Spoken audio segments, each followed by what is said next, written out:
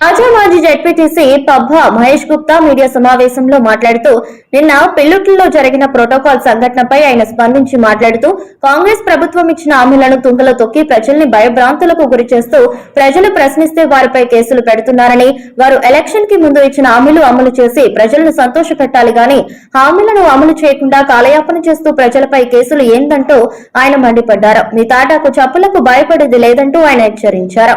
కార్యక్రమంలో పెళ్లుట్ల గ్రామ బీఆర్ఎస్ నాయకులు చింతాస్వామి, పిల్లుట్ల గ్రామ కమిటీ అధ్యక్షులు, పిల్లుట్ల తాజా మాజీ సర్పంచ్ పెద్దపులి రవి, పోచా గౌడ్, పెద్దపులి యాదగిరి తదితరులు అధిక సంఖ్యలో పాల్గొన్నారు.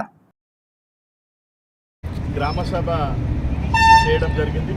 అందులో భాగంగా మరి ఫ్లెక్సీ ఏర్పాటు చేసినప్పుడు ఆ ఫ్లెక్సీలో మరి స్థానిక ఎమ్మెల్యే గారు కానీ ఎంపీ గారు ఫోటో ప్రోటోకాల్ పాటించినందుకు మరి అక్కడున్న ప్రజలు మరి టీఆర్ఎస్ పార్టీ కార్యకర్తలు కూడా మరి అధికారులను నిలదీయడం జరిగింది. ఎందుకంటే మరి ప్రజాస్వామ్యంలో ప్రజల చేత ఎన్నుకోబడి చట్టసభల్లో ప్రజల కోసం ఎప్పటికీ నిరంతరం మాట్లాడే ఎమ్మెల్యే గారి ఫోటో లేకపోవడం చాలా విదూరం. ఎందుకంటే పక్క నియోజకవర్గంలో పొటెన్షియల్ ఎమ్మెల్యే మొన్ననే బీఆర్ఎస్ పార్టీలో గెలిచి మరి కాంగ్రెస్లోకి పోతే వారి ఫోటో ఉంటుంది, ముఖ్యమంత్రి గారి ఫోటో ఉంటుంది, మంత్రి గారి ఫోటో ఉంటుంది. ప్రజలతో ఎన్నుకోబడ్డ నాయకుల ఫోటో లేకపోవడం దాన్ని ప్రజలు గమనించి నిలదీయడం, మరి కాంగ్రెస్ పార్టీ నాయకులు మరి ఓట్ల ద్వారా గెలవాలి తప్ప అక్రమ కేసులు మరి పిల్లుట్ల గ్రామ ప్రజల మీద కార్యకర్తల మీద బనాయిస్తే మరి ఎవరు కూడా ఆ కేసులకు భయపడేది ఎవరు ఉండరు. మరి కేసుకు మీ జవాబు రాబోయే స్థానిక ఎన్నికల్లో ఓటు అనే ఆయుధం ద్వారా మిమ్మల్ని మరొకసారి ఎమ్మెల్యే ఎన్నికల్లో ఏ విధంగా అయితే బుద్ధి చెప్పినామో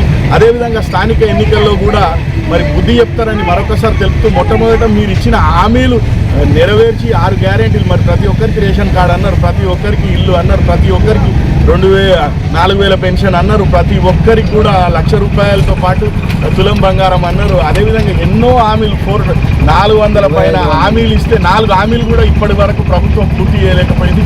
దాని మీద దృష్టి పెట్టాలి తప్ప ఈ కేసుల మీద దృష్టి పెడితే కేసులకు ప్రతిదానికి కూడా మరి ఈరోజు మీరు అధికారంలో ఉంటారు, మళ్ళీ రాబోయేది బీఆర్ఎస్ పార్టీ. మరి ఆ రోజు ప్రతి చర్యకు ప్రతిచర్య ఉంటుందని తెలియజేస్తూ మరి కార్యకర్తలు కానీ ప్రజలు కానీ ఎవరు అధైర్యపడద్దు, కేసులకు భయపడేది ఏముండదు.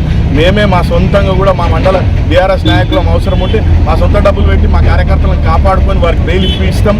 ఏ కేసులైనా మా సొంతంగా మా న్యాయవాదులను ఎమ్మెల్యే గారి నాయకత్వంలో పెట్టుకొని పనిచేస్తామని తెలియజేస్తూ మరొకసారి ఇక్కడికి ఇచ్చేసిన బీఆర్ఎస్ పార్టీ కార్యకర్తలు మరి గ్రామ పెద్దలందరికీ కూడా ధన్యవాదాలు తెలియజేసుకుంటూ మీరు ఈ విధంగానే మీ పోరాటాన్ని సాగించాలని నిరంతరం మీ వెంట మేము అంటామని తెలియజేస్తూ జై తెలంగాణ.